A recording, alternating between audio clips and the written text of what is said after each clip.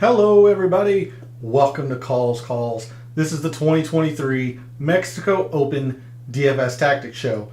That's right, we are a day early as somebody is leaving for vacation in the morning, so we're going to have to settle for a 24-hour early look into the lineups, the weather, all of that stuff. I know whoever's leaving on vacation is quite a jerk. You really should yell at that guy. But we're going to do the best we can with the early look tonight for the Mexico Open in terms of the DFS tactics and our strategies and such going into it. As a quick reminder, this means there will be no Friday night chill stream. I will be down in Tennessee on a 4-day golf trip. So I'm looking forward to it. So no Friday night chill stream this week, and no further 3 up, 3 down for baseball the rest of this week either. I'm not bringing any of my computer stuff. It's a complete unplug, if you will, from electronics. Going to go out, swing the club a lot of times, and just generally have some fun. But we're here for Mexico Open, so let's get into that. All statistics provided tonight and every night are from FantasyNational.com. It is the best tool out there for your money. It's going to make you a much smarter gambler and a much better DFS player. Go check them out. It's simply well worth your investment. In the description of the video, there are links to my social media. This is Twitter and Instagram, where I posted some research yesterday around the top 5 performers from last year's Mexico Open. I do research every week, and I generally post the findings of that research on Mondays. So if you want to see that, give me a follow over at Twitter or Instagram. And then Twitter is where I place my betting cards week after week for the PGA Tour, and that will be no different tonight. After the DFS Tactics show, I'll have my betting card out for the Mexico Open this week. And Twitter is also where I put my daily baseball content. 3 players, it's 3 up, 3 down, 3 players I like, 3 players I don't. But again, since I am leaving tomorrow morning, no further content in that regard until Sunday, actually until Monday. But I will be here Sunday night for the initial research for the Wells Fargo, but we'll get into that at the end of the show. And then finally, we are live, chat's open. Again, want to hear from you all, whatever questions you have. What wagers have you made?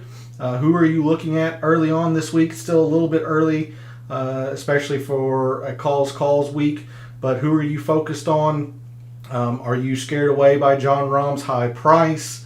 Do you think there is enough pivots to make some unique lineups, worthy lineups, all that stuff? So jump into chat. Let's hear your questions. Player A versus Player B. What kind of statistics do you think are going to play most at Vedanta this week? All of that good stuff. So let's figure out our strategies and our tactics for the 2023 Mexico Open. And as we normally do on a DFS Tactics show, I almost said a Wednesday night, and tonight's clearly not Wednesday. We'll start with the weather, and it has not changed from last night and even in Sunday evening's initial research show. It is beautiful, hot, highs in the 90s, but very, very little wind and consistent wind, as, again, cardinality in the morning looks more kind of east to west or northeast to southwest, and then going counterclockwise by the time the afternoon rounds get going, it is west to east, and that is looking like it's going to be pretty consistent throughout the 4 days. As you can see here, no rain, no wind really in the forecast, just a great week for golf, albeit hot. And I imagine humid. I can't confirm that, but I imagine it'll be humid too. But again, it looks like a great week for golf. And with the elements supposedly being some of this course's defense, I imagine the scores are going to be pretty low this week. And we'll get into why I think I could be a little bit weak to that here in a little bit. But there is a look at the forecast. And since we are on a Tuesday evening, we're only going to be able to look at Thursday in terms of a super forecast. But even then, it's just nothing. Both days are very, very similar. While the morning has the advantage on Thursday, Friday morning has the advantage. So I am not playing any kind of AM PM split at all. This is a week where you just pick your guys, whatever side of the draw, and see if you can't find the correct pivots and the correct fades and all that stuff. And that's what we're here for this week and every week. So there's a look at the weather. Nothing in terms of a AM PM favor, no rain, no wind, anything like that. And coming to Fantasy National, before we get to my mixed condition model, one of the reasons I think I could be weak is that, a little bit of foreshadowing here, I don't have any easy metrics in the mixed condition model. We looked last night at the Data Dive show, at the end of it, at my mixed condition model last year. And strokes gained total on long courses was one of the most predictive, at least in terms of lead up to the success for players last year at Vedanta. And I'm not doing anything with strokes gained total this year. So instead I spread out or put the long course filter, gosh dang it. I put the long course filter on quite a few metrics in the mixed condition model, but I didn't put any easy metrics. No easy to par filters. And I think I could be weak a little bit with that. We just saw the forecast with no wind. I imagine the scores could get pretty low. So I encourage you the rest of this evening and into tomorrow to consider some easy course metrics.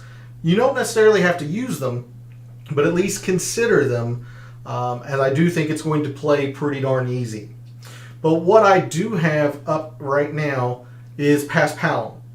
We do know that this course has Paspalum greens, it's Paspalum in the fairways, rough. And we've talked all week how the only putting statistics we have on Paspalum is from last year's Vedanta. And while it's useful to look at that, you don't want to put all of your putting eggs in that basket, if you will, because there are tournaments like the Corrales, the Puerto Rico, these other tournaments that are on Paspalum where they're obviously accruing stats. We're just not gathering them in Fantasy National. So instead, what I've done, and I've been harping on it all week seemingly, I'm going to again show you the top players on Paspalum going back to 2021. The courses and tournaments that is encompassing, you've got Accordia, which is the home of the Zozo, Cocoa Beach, which is the Puerto Rico, Corrales, El Camaleon, which I don't think is a great comparison course because it is short, but it is certainly Caribbean. It is in Mexico. It's just on the east coast of Mexico. Whereas Corrales and Cocoa Beach are long courses that are also Caribbean. Let's see, others and Vedanta. So those are the 4 courses that are making up this data set here in terms of rounds for players on Paspalum. So your top performers since the beginning of 2021 on Paspalum, just total performers, not putting or alone or anything like that, just total performance. Alex Smalley, Brandon Wu, Nate Lashley, Akshay Bhatia, Nico Echeverria, David Lipsky, Harry Hall, Nikolai Højgaard, John Rahm, and Tony Finau. And you see some of the players I have starred as I was doing a little bit of research on my own unstar those so that way it doesn't get too loud or anything like that. But there's your top 10 performers in terms of Paspalum performance, and I'll scroll down and let you see to about to the top 30. Continue on down: Kevin Chappell, Matthias Schwab, Bryce Garnett, Vincent Norman, Heinrich Norlander, Andrew Novak, Wesley Bryan, Cameron Champ, Bill Hawes. There's your top 20 or 19 or so. Hey, good evening, James. Thanks for jumping in chat again. Glad to see you. I know it's a 24 hours earlier than what we normally do for a DFS Tactics show, but some jerk is heading on vacation, so got to do what you got to do, I guess. But thanks for jumping in chat. How much are you looking into playing the Mexico Open? Have you made your wagers? You playing any week-long DFS? Because I know you're big into the showdown content, which I know I need to get back into, but man, Friday nights have just been busy for me. And of course, since I'll be gone this week, there will be no Friday night chill stream, but I will get back into doing showdown content. I can guarantee you that. It's just been kind of crazy here the past month or two. But thanks for jumping in chat. Would love to hear what you're thinking in terms of the Mexico Open and Vedanta. But yeah, scrolling or keeping on going down. How's baseball? It's going okay. I have been up and down. Last week I had a couple of what I would call perfect innings. All three ups and all three downs ended up being successes. So that was good. Made a little bit of money on those days. But, I would come back and go, 3-3 and stuff like that. And the last I checked, today's, it has been pretty bad.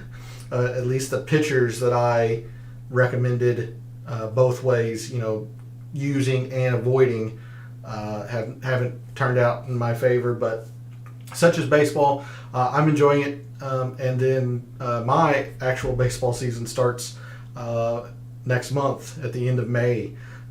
So I am looking forward to that. As out of shape as I am, I'm looking forward to getting back out there. But yeah, so if you're interested in baseball content, it's over there on Twitter. I put out a daily kind of 3 up, 3 down for DFS. But yeah, here are your top performers on Paspalum. At the other end of the spectrum, these players have not played Paspalum well. Trying to find any kind of modicum of names here. Ted Potter, Derek Ernst has played some of these events. Charlie Hoffman, although it's only 2 rounds, but he hasn't played well. Camilo Villegas, Austin Smotherman, Marty Doe. Taylor Pendrith in 8 rounds has not been very good on Paspalum. Nick Watney, Kevin Streelman, and so on. So I'll let you use that information how you see fit. These players have just not played well on Paspalum.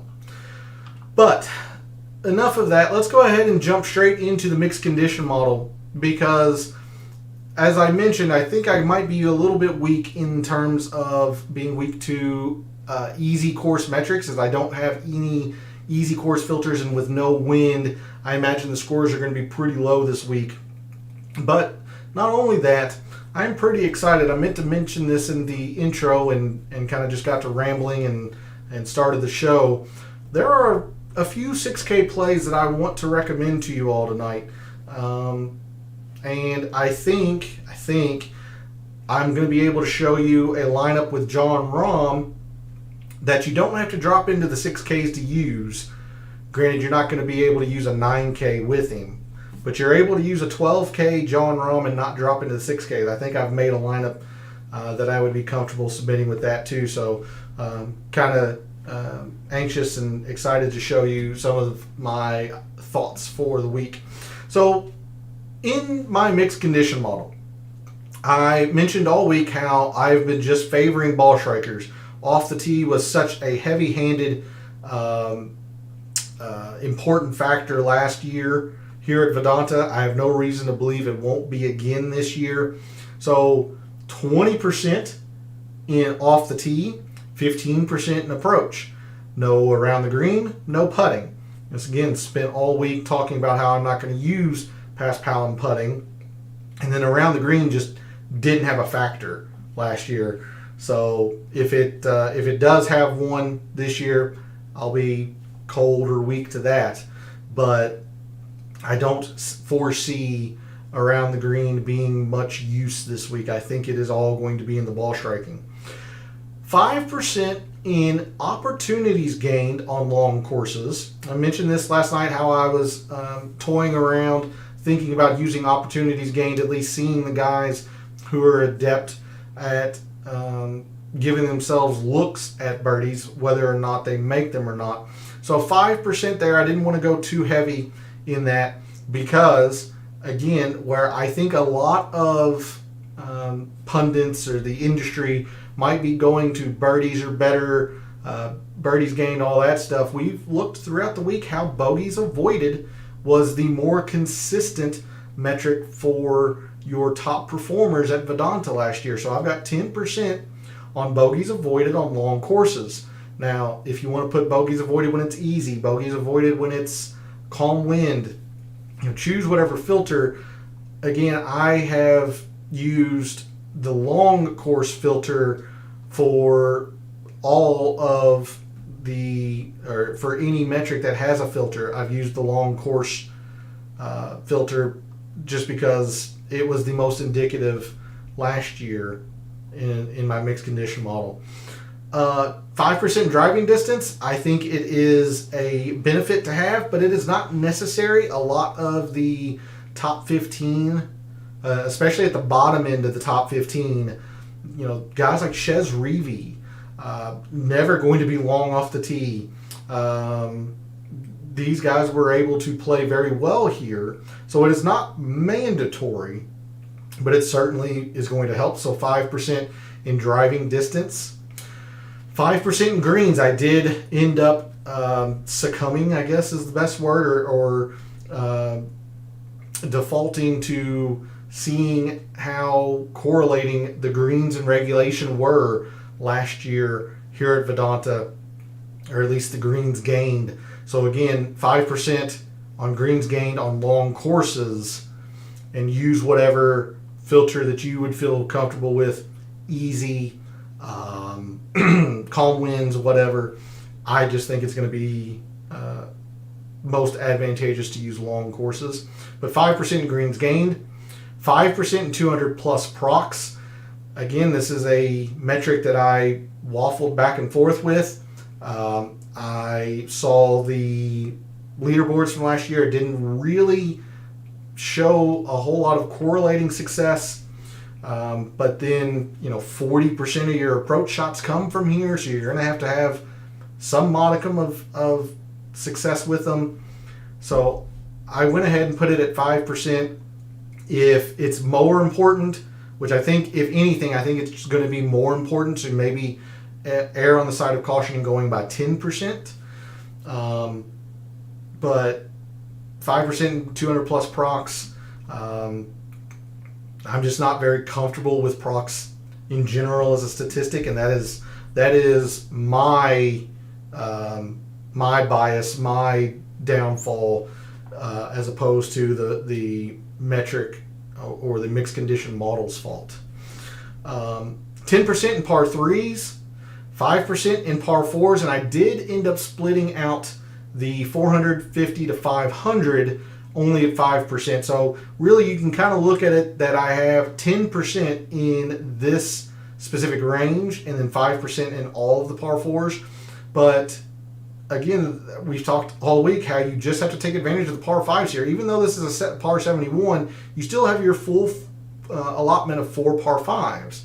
And that is where the majority of your top 10s, top 5s gained all of their strokes, especially John Rahm. He really took advantage of the par 5s last year. So it was a concerted effort on my end to go with par 5s at 15, par 3s at 10, and then par 4s at 5%. I wanted that kind of step ladder, if that makes sense. I don't know if you caught that, if it was blurry, but kind of like the step ladder, 10, 15, 10, 5. That was the first part of the mixed condition model I actually made and then built around that. But anyway, so there's a look at my mixed condition model for the Mexico Open this week. I've tried to talk through a few places where I might be weak. If around the green matters, I don't think it will. But if it does, I'm going to be weak to that. You can absolutely argue to put some of the metrics, match them up with easy course filter instead of long. I just defaulted with long, but if it really does play as easy as I think it will, I'm probably going to be missing out on maybe an outlier or two that plays easy courses well. Let's see, if birdies or better gained is the scoring statistic instead of bogeys avoided, I'll be weak to that. But other than that, I feel pretty good about this mixed condition model. It gets a little basic, or what I would call basic at the end, with only going with the total par 3s, the total par 4s, and the total par 5s. But we looked throughout the week that there really wasn't a specific range to really focus on. I did all of my fancy work, I guess if you will, adding the long course filter on these metrics up here. All right, with that, let's go ahead and move to Microsoft Excel and the reveal of my rankings. And again, these projected ownerships per Fantasy National are from about 8 p.m. Eastern Daylight Time. And that's the latest that I'm going to have at my disposal for you all.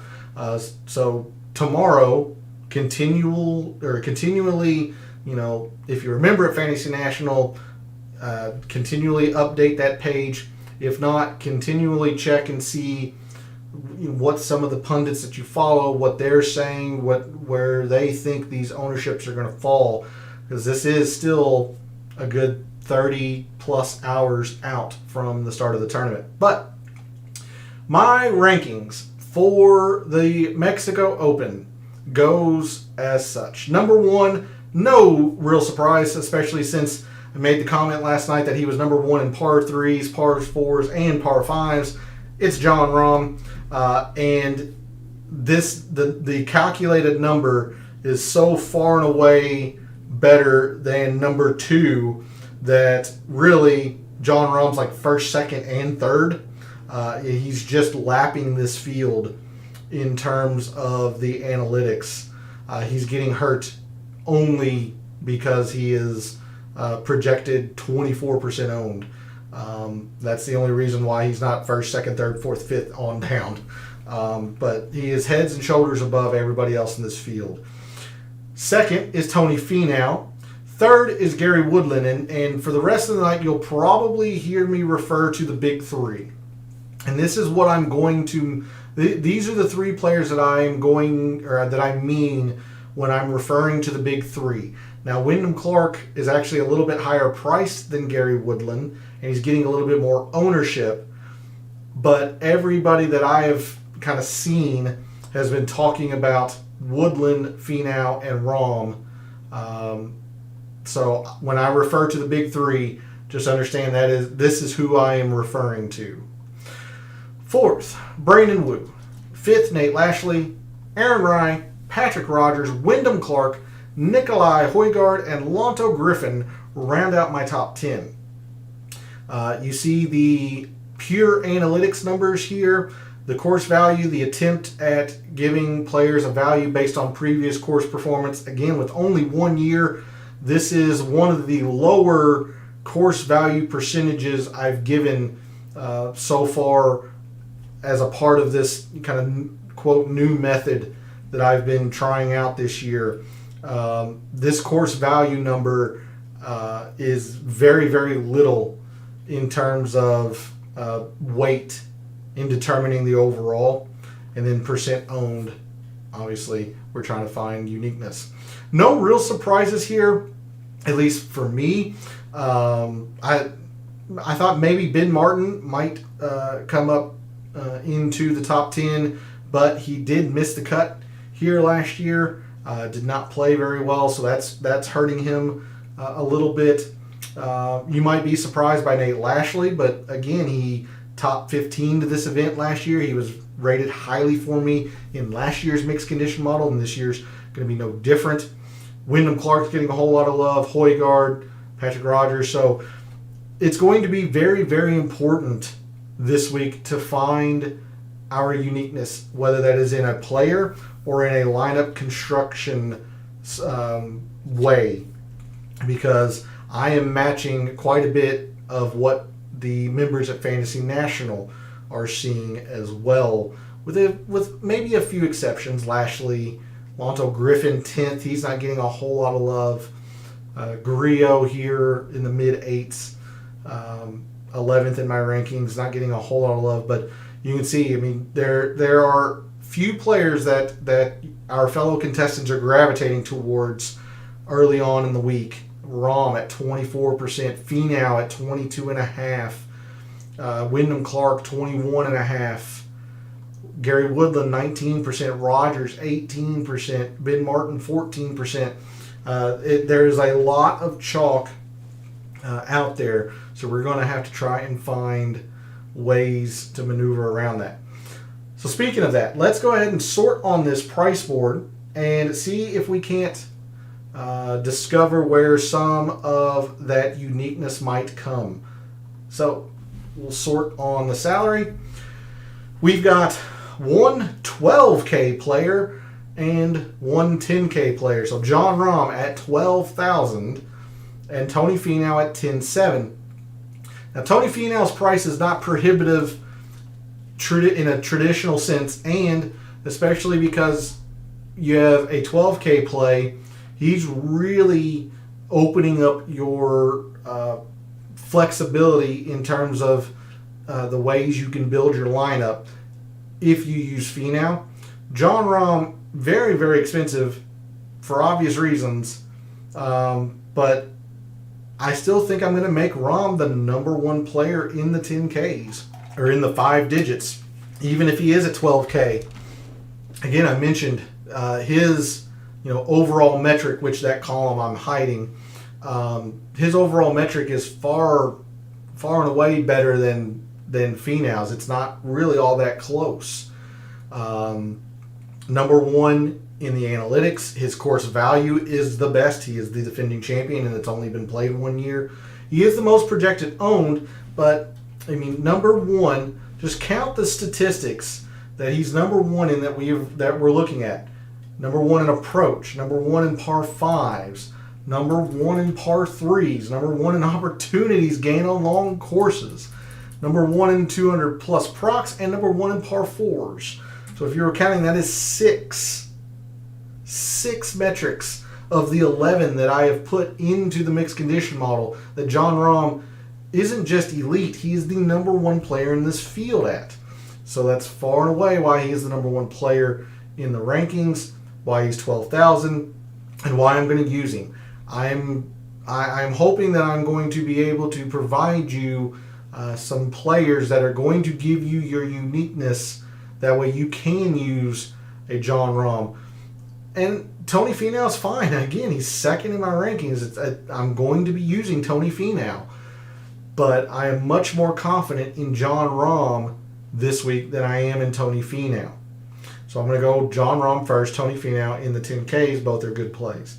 In the 9s, Wyndham Clark, Gary Woodland, Nikolai Højgaard, Mav McNeely, Patrick Rogers, Taylor Pendrith, Ben On, and Alex Noren. So with such a heavy priced favorite and the lack of 10K options in general, this is why you get quite a few players in the 9Ks. And some of these plays I think are going to be really darn good.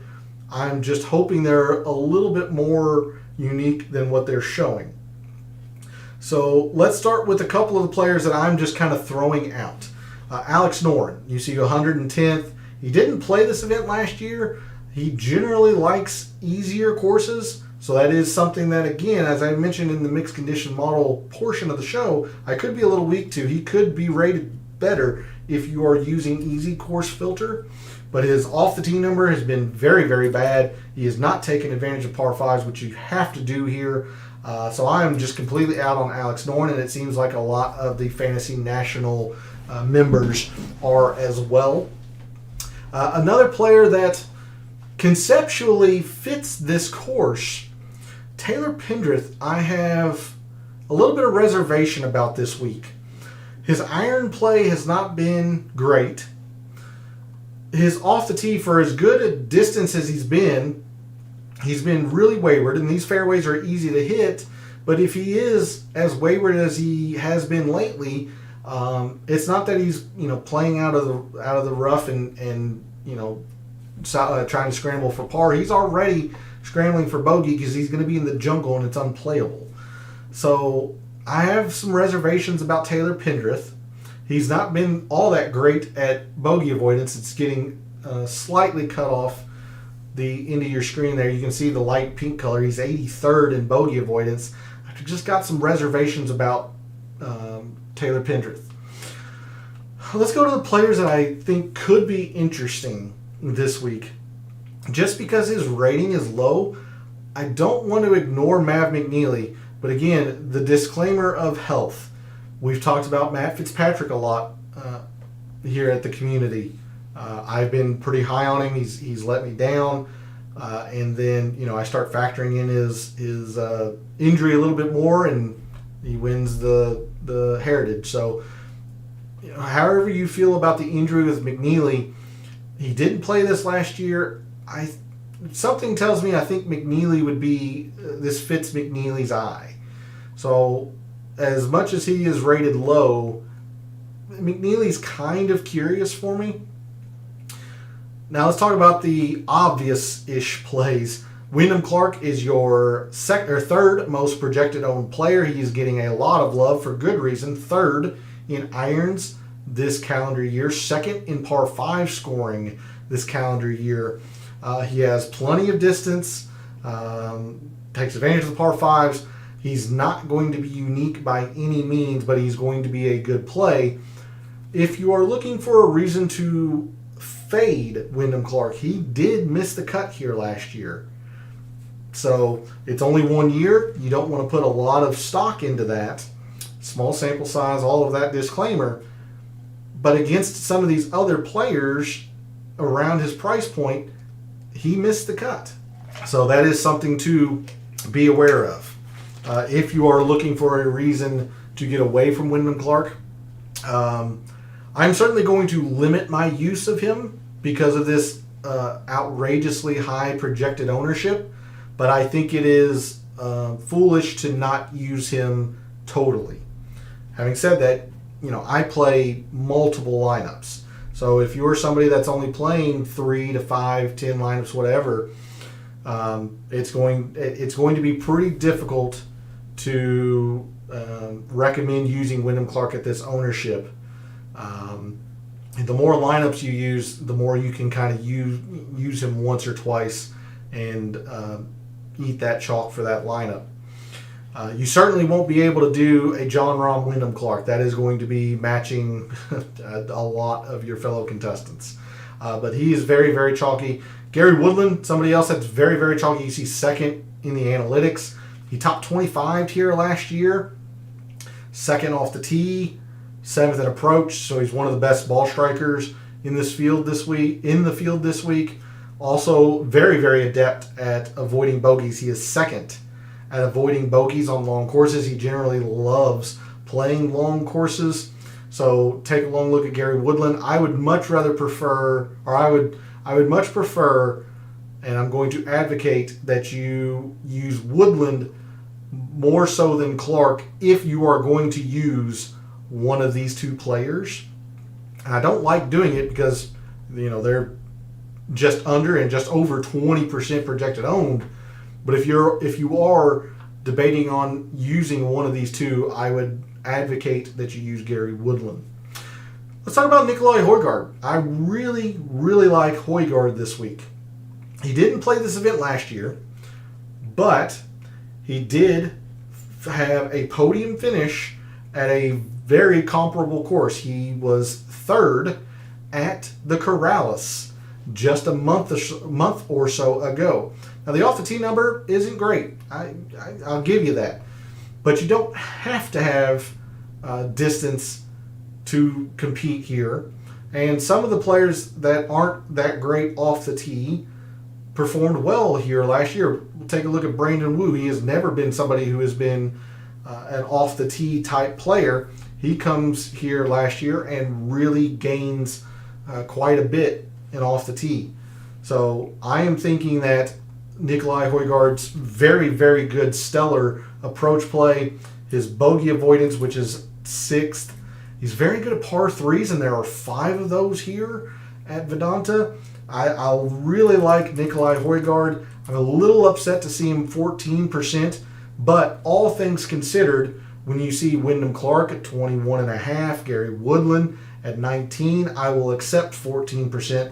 Nicolai Højgaard is the first of 2 players that I'm going to lose to this week. If he plays poorly, I'm going to lose. I'm going to have way too much exposure to Nicolai Højgaard. I'm just accepting that. I'm just very, very high on him this week. The other person I want to talk about is Ben On. Ben On is an atrocious putter. No other way around it. And he's getting elevated in my rankings because there is no putting in this mixed condition model. Having said that, he plays very, very well when it's easy. And I've talked about how anybody who plays well when it's easy might actually be a little bit underrated in my rankings this week, because I don't have any easy course or easy round filters. Now, he is getting a lot more love than I thought he was going to get. Again, very good at the par 5s, top 20 in iron play, top 15 in par 3s. It's off your screen, but top 15 in par 3s. Ben On's also 3rd in the field this week in driving distance. 3rd. Surprising to me, but the stats don't lie. There it is. So Ben On has all of the makings to really come to Mexico and play well. Everything seems to line up for Ben On playing well here this week. So again, another situation where I'm not happy with the ownership, like Højgaard. I'm not happy with the 14%, but in lieu of 19 and 21.5, I am very, very comfortable coming to Ben On at 14%, accepting a little bit less chalk, and still going to try to find some uniqueness elsewhere. But I do want to highlight Højgaard, and I want to highlight Ben On. Patrick Rogers, to me, I mean, yes, he finished solo 10th here last year.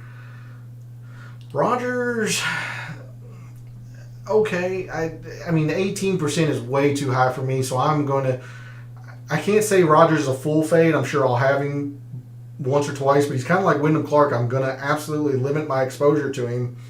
The irons haven't been great. He's been good off the tee, but he hasn't been great with the irons. He has not been very adept at par 3s, and he hasn't given himself a lot of opportunities on long courses. This just doesn't feel like a good Patrick Rogers course. However, he did finish solo 10th last year, so maybe something about this course he just likes. We'll get that answer, come Sunday. I'm wary about Patrick Rogers, just like I am with Taylor Pendrith. Although a lot more of the Fantasy National community, at least, is on Patrick Rogers, I have reservations about both of them. So in the 9Ks, look, I'm sure I'm going to have Wyndham Clark a time or two. It's just an obviously good play. Gary Woodland, I'm going to have this as chalk that I will accept in eating. It's a very good play. I really like Ben On. I really like Nicolai Højgaard. I hope their ownerships aren't that high, but I have a suspicion that they will be. I'm just hoping they don't creep up into the 17-18% territory. But that's where I'm at in the 9Ks. Højgaard and Ben On, a little bit of Clark. And McNeely, honestly, McNeely could be very interesting. I'm just always going to be wary with that injury. Moving into the 8s.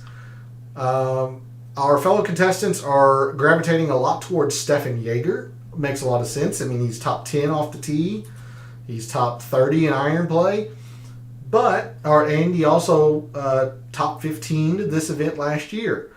He has not been taking advantage of the par 5s this calendar year. And he's been pretty bad at avoiding bogeys on long courses as well. So you got a lot of all or nothing here with Stefan Jaeger. You know, a top 10 off the tee. He's third in par 3s. He's top 10 in 450 to 500 par 4s, excuse me. But he's got some really bad stats here too. Greens in regulation getting just cut off. It's 103rd. Opportunities, long courses, 100th. Bogey avoidance, near 100th. So these long course metrics that I've put in here, he has not been very good at. Let's see if I can fit greens on here. Nope. So there's 3 of them: the bogeys, the opportunities, and the greens. Greens is getting cut off of your screen. But all 3 of those metrics that I've used the long course filter on, Stefan Jaeger's outside the top 90 in this field. So there is enough of a reason to get away from Jaeger if you want. Instead, I'm surprised Brandon Wu's only at 11.5%. This guy, runner-up last year, one of the 3 players that runner-up, but he's still runner-up last year, top 10 analytically. The ball striking, he's top 25 in both of those. He avoids bogeys. He's going to have to play a little bit better on the par 5s. Like, I don't understand why Brandon Wu's only at 11.5%. If he is indeed at 11.5%, I'll be very, very happy. And I'm going to use a lot of Brandon Wu. Alex Smalley, the same way. I really like Alex Smalley. Top 25 in both ball striking categories. Not as adept as Brandon Wu in the bogey avoidance. He's just outside the top 20, but still solid. And anytime you are factoring in greens and regulation, Alex Smalley is just very good at gaining greens in regulation. So I really like Alex Smalley. He finished tied for 6th here last year, so he at least has success here. Ben Martin's going to be pretty popular for good reason. I like Ben Martin again this week. Seemingly have been on him for a little while now, and it seems like the rest of the golf world is coming around to him. He's just been playing well. So this is a little bit more chalk that I'll eat. Aaron Rye, I think, is going to be a lot more popular than 12.5%. But I think it's a good play, like Gary Woodland, like Wyndham Clark. These are just good plays. Off the tee, 3rd. Top 25 in irons. Now, his bogey avoidance has been very suspect, so take that what you will, but I do like Aaron Rye as well. He topped 25 this event last year as well. So where I'm going in the 8Ks, again, I love Brandon Wu. I really like Alex Smalley. Grillo is fine. He's just quite a bit of a roller coaster for me. But if you don't mind that, I mean, he'll be middling owned. S.H. Kim, also fairly interesting in the 8Ks. Very good off the tee. And he's gained distance throughout the season. He was not one of the longer hitters coming off the Korn Ferry Tour. He's actually gained some distance, or at least in relation to the other players in this field, he's got some distance. So I think S.H. Kim's going to be a decent choice for you, decently unique, and I think he'll play pretty well. And don't sleep on Matt Wallace. Now, I don't love Matt Wallace because he's more of an around-the-green type player, a short game player, and I just don't think stroke gain around the green is going to be a big factor. I mean, you see, he really struggled at this event last year. A lot of that due to the fact that he's not an off-the-tee type player. But he did win the Corrales, which is, almost a direct comp, or as close to a direct comp as you can get for Vedanta. So he played well there. Don't sleep on Matt Wallace, although if you're scared away by the performance last year, I can understand it. But at 9%, I think he's worth taking a long look at. Let's see. Elsewhere, Garrick Higo could be interesting, I suppose. top 10 off the tee. But again, he's been really bad at avoiding bogeys on long courses. He's been bad at hitting greens on long courses. Like, for as long as he is off the tee, he has not played long courses well. So, just kind of middling on Garrick Higo. So there's a look at where I'm at in the 8Ks. Let's move to the upper 7s. Will Gordon is getting a lot of love. I can understand it, but this is going to be the second player that I lose to. If Will Gordon does play well this week, I'm going to lose. Will Gordon's going to be close to a full fade for me. You see him, he's top 30 in both of the ball striking metrics, so I mean that's really good, but he's got some very, very poor stats at some things that you need to be good at here. Par 5s. He has not been good at par 5s this calendar year. He's not been good at avoiding bogeys on long courses. He's not been good at giving himself opportunities. Now, the 200 plus proximity is very good. The distance, the greens, sure. But you can't take all of the chalk. So I would much rather play Joseph Bramlett in the upper 7s than Will Gordon. So I will go to Joseph Bramlett if I'm going to use some chalk down here in the upper 7s. And Will Gordon is going to be close to a full fade. So the two players that I will lose to this week will be Nikolai Højgaard if he plays poorly, and I'll lose to Will Gordon if he plays well. Elsewhere in the upper 7s, some interesting names. Of course, I just mentioned Joseph Bramlett. If you're not scared of the putting, take a look at Luke List. I mean, an elite ball striker, number 1 off the tee in the field. He is not a good putter. And surprisingly, he has not taken advantage of par 5s this calendar year. So that's why I'm quite a bit lower on Luke List than maybe some others. But if you aren't afraid of that, or you think Vedanta is a good fit for him, analytically, things should line up for Luke List. So take a look at Luke List. Nate Lashley, again, 5th in my rankings. He top 15 here. Top 15 in iron play. Takes advantage of par 5s in bunches. And this is another one of those players that doesn't have to have the distance to succeed. You see, he top 15 this last year. I believe he was T11. And he does not have distance. Chez Reavie, T13. He does not have distance. So it's not mandatory. I'm just very, very high on Nate Lashley because he's got a lot of other things going for him. He plays past Palom courses well. Top 20 in the long course type filters. 200 plus. Greens on long courses. Top 10 in opportunities on long courses. I really, really like Nate Lashley this week. If he's at 10%, I'm going to be very, very happy. I think he'll be a little bit more than that. But I don't think he's going to be so owned that you have to shy away. So, again, really, really, really heavily consider Nate Lashley. Dylan Wu at 7,500. He's getting a little bit more love, sure. But Dylan Wu should be very good. He did not play this very well at all last year, but top 25 off the tee, 11th in par 5s, and 3rd in bogey avoidance. I really like Dylan Wu. I like both of the Woos, but I like Dylan Wu too this week. So take a look at Dylan Wu in the upper 7s. Lee Hodges, just kind of meh. It's kind of middling. Kazire, not really there. Lipsky, I'm not really there. Lonto Griffin, for as much as he's 10th in my rankings, and he did top 15 this last year, I don't know. I don't believe in this. I don't believe in his ball striking. Now, he's been very good at the par 3s. He's top 20 in that.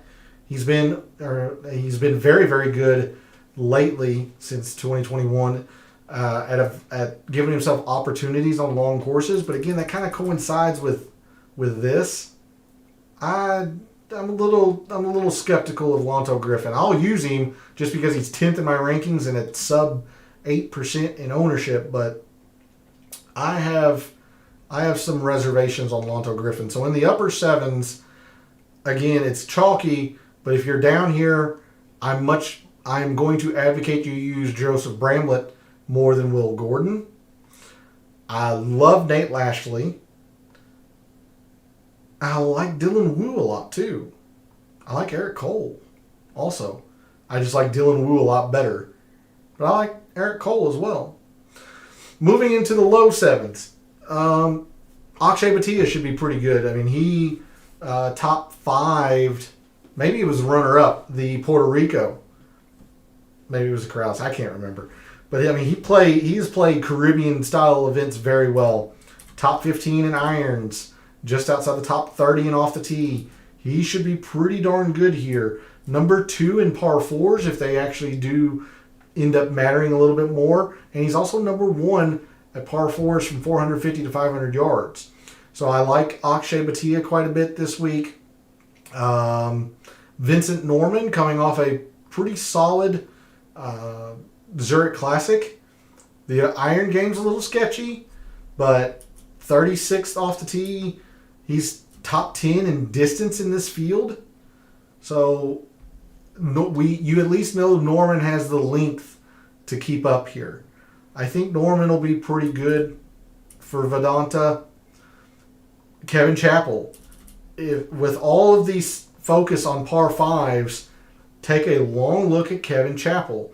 Number 2 in this field at par 5 scoring. Top 30 in irons. He's been good at greens, gained on long courses. So I think Kevin Chappell is going to be very, very useful for you. Just the same way that I mentioned Vincent Norman, take a look at Cameron Champ. I mean, he was tied for 6th last year. Now, the irons have been good, and somehow he's not been taking advantage of the par 5s, but you know he has the distance to keep up here. And he is generally, I mean, he putt past Palm very well here last year. He's generally kind of an off-course putter, if that kind of makes sense, like past Palm. He'll come up and win a bent surface every once in a while. Like I just got a gut feeling on Cameron Champ that he'll be good this week. So take a look at Cameron Champ. And your fellow contestants are gravitating towards Augusto Nunez for good reason. Middling type ball striking numbers, but top 15 in par 5s. In bogey avoidance, just misses the top 10 in par 3s. There's a lot to like here with Augusto Nunez. Just understand that he is not going to be very unique, or as unique as you think he might be, as a lot of the, at least fantasy national community, is gravitating towards Augusto Nunez. All right, we've been going for quite a while, and I still want to give you quite a few names in the 6Ks. There's a handful of names in the 6Ks that I want to give you all. So let's just kind of go in price order here. First name, Ryan Gerard. I think will be pretty serviceable for you. Almost top 10 in iron play. He's good enough off the tee. The par 3 performance is lacking. It's 114th. There. But he's good enough on par 5s. Look, any player in the 6K is going to have some warts. If he cleans up the par 3s, it should be good. He's very good at par 4s if they matter a little bit more than what I'm giving them weight to. I think Ryan Gerard's going to be pretty serviceable for you this week. A couple other names here. Take a look at Brent Grant. All of his coming in the off-the-tee/distance category. Kind of like the Cameron Champ, the Vincent Norman. His irons have been pretty bad, but he takes advantage of par 5s. He's 4th in distance. I know it's off your screen, but 4th in distance. Top 20 in greens on long courses, and 13th in 200 plus proximity. So take a look at Brent Grant. Surprising to me, Chris Stroud actually was top 20 in my rankings.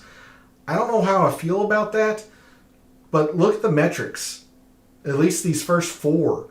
22nd, 26th, he's 5th. 5th in par 5 scoring in this field. And he's also a decent bogey avoider. So, take that what you will. Par 3s can be a struggle. His 200 plus proximity isn't the greatest. But I'm going to go with the ball striking metrics here. I think Chris Stroud should be pretty good.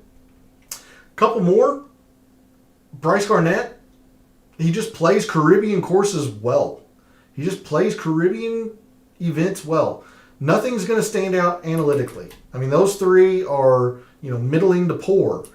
He is the number 1 bogey avoider on long courses, and he's number 2 on gaining greens on long courses.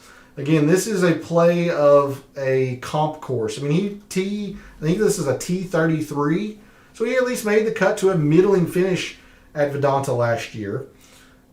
This is a play on comparison courses for Bryce Garnett, but I really do like Bryce Garnett this week. 2 more. Nico Echeverry, your winner at Puerto Rico. I would much prefer, I prefer the Corrales as a comp course to Puerto Rico, but Puerto Rico is still a good comparison course, and Nico Echeverria won that event. He's also very good at avoiding bogeys on long courses. So take a look at Echeverria, although I'm probably the lowest of him or on him of these 5. The last name that I'm going to give you that I think you should take a long look at is the name Carson Young. Carson Young, 3rd off the tee. He's fine with the irons. It's not great, but he's fine. I think he's better at par 5s than what this number is going to be showing, at least this week, thanks to his off the tee prowess. He's got some distance too. He does absolutely have to be better at avoiding bogeys, but I think Carson Young is going to be pretty good. So there's a handful of names in the 6Ks that I wanted to give you that should help in gaining some uniqueness, and I think they have a pretty strong chance at playing well this week. So hopefully that'll help. Let's start making some lineups here. We're already on time, and we haven't even started making lineups. So for players who play tiers contests, you only have 2 in Tier 1 this week with Davis Riley's withdrawal. It's John Rahm and Tony Finau, just like I was mentioning in the Classic or going through the price board. I'm just more confident in John Rahm, so give me John Rahm even if he is 70% owned in tiers contests. Just give me John Rahm.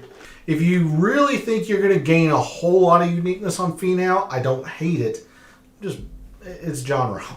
It's all you need to say. It's John Rahm. Tier 2, Wyndham Clark, Gary Woodland, Nikolai Højgaard, Mav McNeely, and Taylor Pendrith. Well, in tiers contests, I think McNeely is too much of a risk for his injury. He's pretty interesting for Classic. I think he's too much of a risk in tiers. I think Wyndham Clark's going to be way too chalky. I really like Gary Woodland, but I still think he's going to be too chalky in tiers contests. So give me Nikolai Højgaard for tiers contest. I like Woodland a lot, but I'm going to try to gain some uniqueness with Nikolai Højgaard. Tier 3, Patrick Rogers, Ben On, Alex Noren, Aaron Rye, and Andrew Putnam. For me, it's between Ben On and Aaron Rye. I think I'm going to go with Aaron Rye. I don't blame you one bit if you go with Ben On. But I'll go with Aaron Rye in Tier 3. Tier 4, Hostler, Ben Martin, Emiliano Grillo, Alex Smalley, Brandon Wu, Garrick Higo, and S.H. Kim. I'm telling you, S.H. Kim is pretty darn interesting.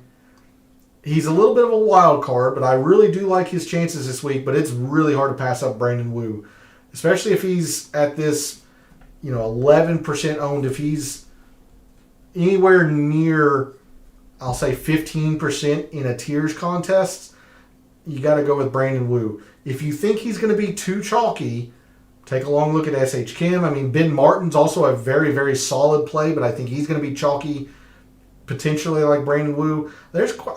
Really, I'm just going to eliminate Bo Hostler and Garrick Higo.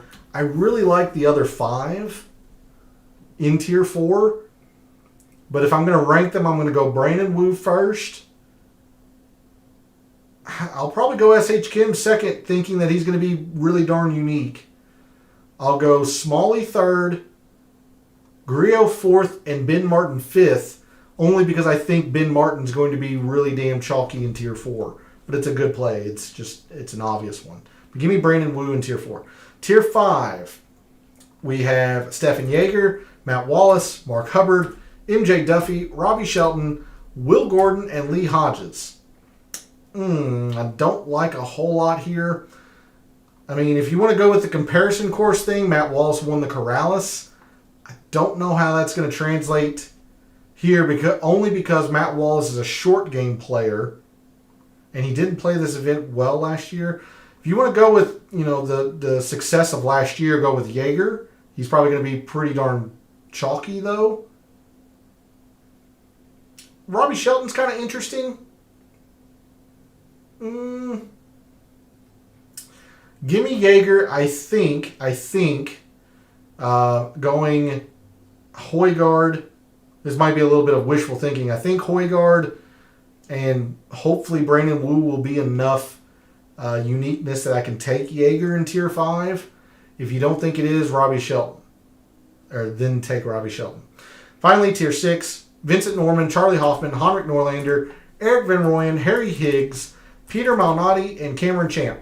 For me, it's between two players, Champ and Norman. I mean, Cameron Champ top 10 this event last year, but he is very, very volatile, which is very, very scary and can really kill you in a tiers lineup. I think Norman will be good. He's just a complete wild card or unknown. Give me Norman. I don't hate Cameron Champ either. All right, there's a look at tiers contests. Let's go into making some classic lineups and how we are going to maneuver around all this chalk very, very quickly. And feel free to jump in chat with any questions that you have. I know we've been going a little bit over on time, but I do want to answer any questions that you all have since I won't be here tomorrow. All right. If we're going to try to make these extremely chalky lineups that our fellow contestants seem to be making, we're going to use the number one projected on player in John Rahm, and we will have to bottom out at Augusto Nunez. That is where our fellow contestants are bottoming out at. So it does not give us a lot of wiggle room to maneuver here. If you think that your fellow contestants are able to squeeze in a Wyndham Clark, you see everyone else is in the 71 and 7,000 range. So that is honestly, that's not a lot here. So it's very, very hard to squeeze those two players into it.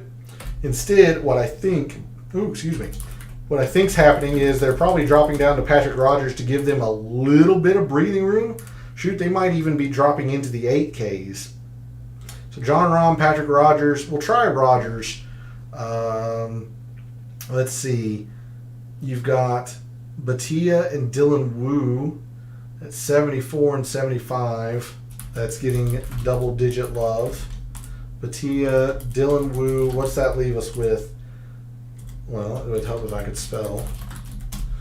68. So we're going to drop off Rogers to Aaron Ryan, maybe? Ben Martin? What's Ben Martin leave us with? 75. So, Dylan Wu, Eric Cole getting some love at 9.5%. Yeah, I'll just throw in Eric Cole here. So, you see the challenge of building lineups with John Rahm. That's why I gave you quite a few names in the 6Ks. Just so that way you can try to find some uniqueness and still have some ability to work around your low 7s, mid 7s and such. Looks like if your fellow contestants are not going with Rahm, giving themselves a whole lot more maneuverability with Tony Finau. Again, they're probably having to bottom out at Nunez, but now they can really kind of move stuff around. We'll throw in Batia, and now they can go a Joseph Bramlett. Looks like Stephen Yeager would be in this build. and then at 89 is Aaron Rye.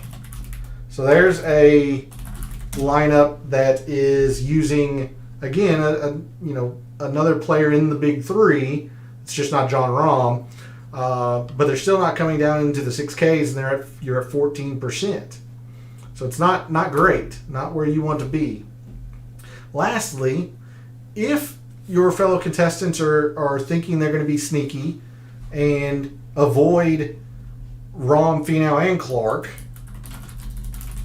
I envision that some of our contestants might try to do something along these lines. Say like a Gary Woodland, Ben On. Just try to use some different names here. Ben Martin, Brandon Wu is getting a little bit of love at 11%. And then, this is your Akshay Bhatia and Augusto Nunez. And that's at 13.5. If you think that your fellow contestants or our fellow contestants are maybe foregoing Rahm, Finau. All right, so if we're going to maneuver and try to work around all of this chalk, first question you ask yourself, are you going to use Jon Rahm? If you are, that is why I gave you so many names in the 6Ks to help with your flexibility in the middle of your lineup and to help with some uniqueness. Now, me personally, because I like 4 to 5 players, I don't have a problem using a couple of 6Ks. That is a fairly dangerous game. I get it. So just to use, let's see, I'm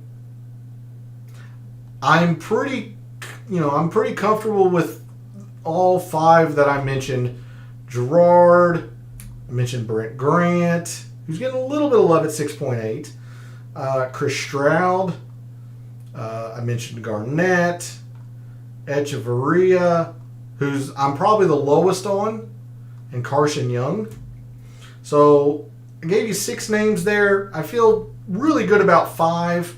Echeverria I still feel fine about, but I'm the lowest on of those 6. Let's just throw in Bryce Garnett. He plays these Caribbean style events well, very unique. All right, so if that's our boundaries, then I don't think you're going to be able to afford to go a Finau, a Clark, or a Woodland. I think it's going to be too much ownership. You might be able to go with a Højgaard, but instead I'm going to have you come down and try to build more of a balanced look here. Let's come all the way down to Alex Smalley. At 84, Alex Smalley, S.H. Kim, very, very interesting name to think about this week. We are in the low 7s. You can even probably come up to, an upper 7 if you wanted to. I don't hate Eric Cole. Dylan Wu's getting a little bit of love as well, but I've been talking about it seemingly all night. Nate Lashley, this might actually force a second 6K. No, 7,000 even, which is Augusto Nunez, if you don't mind that chalk. Didn't mention anybody else at 6K. Cameron Champ is a little intriguing at 71. If I come off of Nate Lashley, so go to maybe Dylan Wu. He's a little bit more chalky, but maybe Dylan Wu. Vincent Norman here at 72, who I'm fairly comfortable with. That's 75. That's Dylan Wu.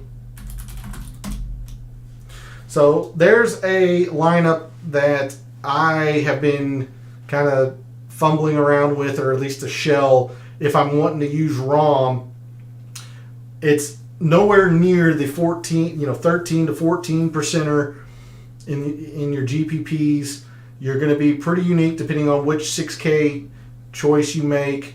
Again, you just kind of have to probably stay away from Augusto Nunez, the Joseph Bramlett, Will Gordon, those two players. But this is a shell that I like quite a bit using ROM. But I'm going to tell you right now, the lineups that I've been using the most, or at least generating and fumbling with the most, is going to take a lot of cojones to do. And I don't even know if I have the cojones to do it. But I'm not only skipping the big three, I'm actually skipping the big four, if you want to throw in Wyndham Clark in that. Instead, I've been starting my team at Nikolai Højgaard. Again, I mentioned I'm going to be way overexposed to him. If he plays poorly, I'm going to lose. I'm just very, very high on Højgaard. And I've been starting my teams at Højgaard, and still I've been comfortable using a 6K if I want to. But if you start at Højgaard, you certainly don't have to. We could bottom this team out at a Kevin Chappell easily.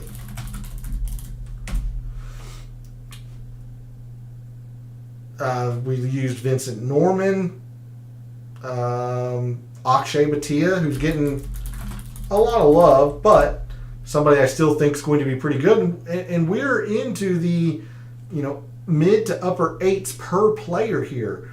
So you can maybe take a Patrick Rogers if you like Patrick Rogers a bit on. I'm absolutely using an Aaron Ryan this.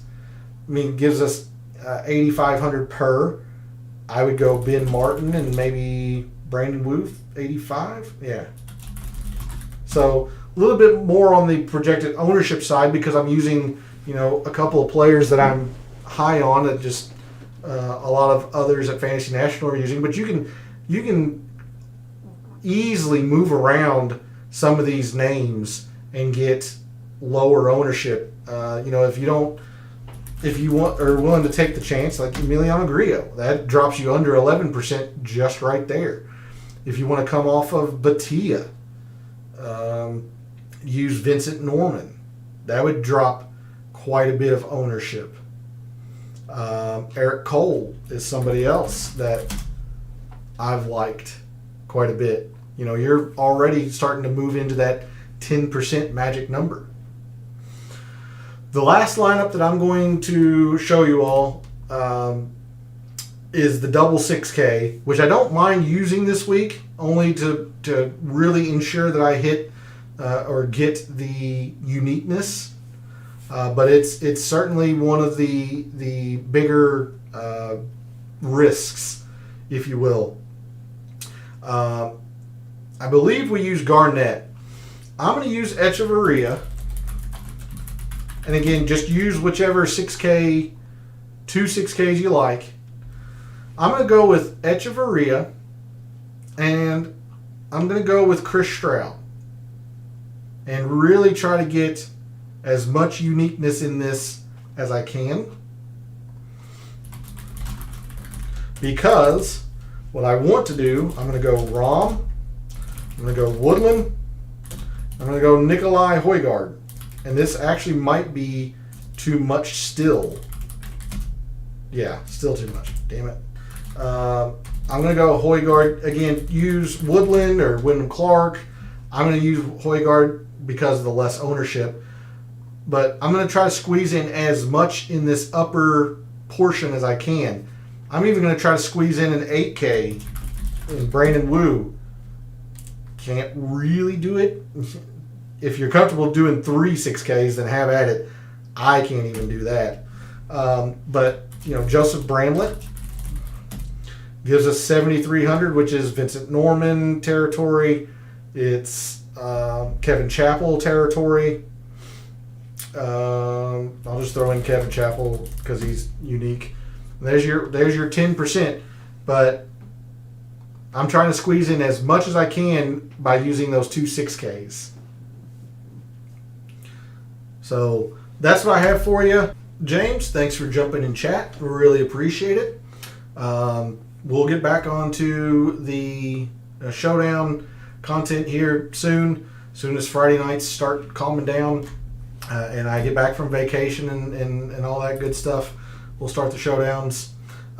Bruce, thanks for jumping in chat. Absolutely. Hopefully I'm able to help. Thanks for tuning in and watching. Always appreciate it. The reminder, no Friday night chill stream this week. I'll be on vacation. I will be back Sunday for the initial research show for the Wells Fargo. And we'll take a long look at Quail Hollow.